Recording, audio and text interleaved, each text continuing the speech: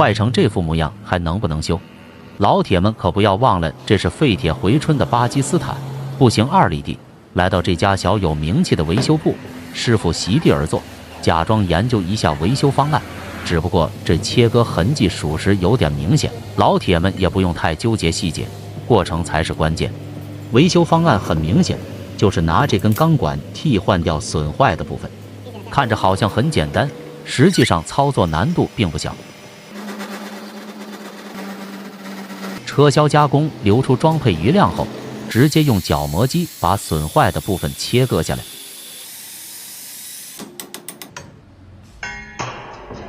这个配件，这应该是推土机的空心轴，对修复精度的要求相当高。没有点真本事，还真不敢接手这种活。使用记号笔做好标记定位，接着加工切割出螺纹。这种方法是巴铁师傅惯用的维修手法。修复后的空心轴高速运行，越转越紧，实现咬合锁紧。这套办法是他们在无数次实践中摸索出来的经验。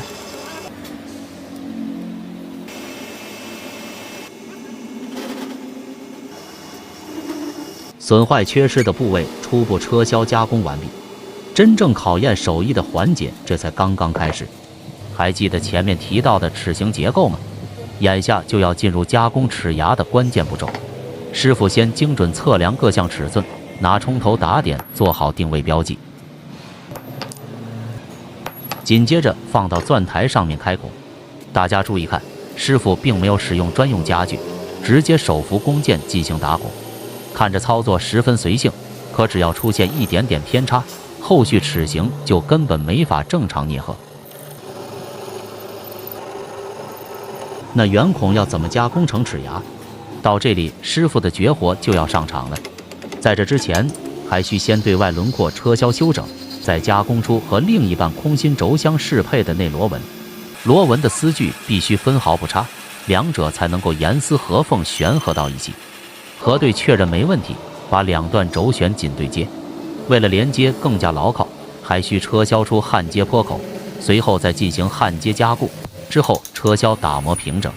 接下来就是把圆孔变成齿轮的关键环节，师傅直接用车刀切削修整弓箭外壁，车刀一点点向内进挤，原本普通的圆孔就这样加工成可以传递动力的齿形结构。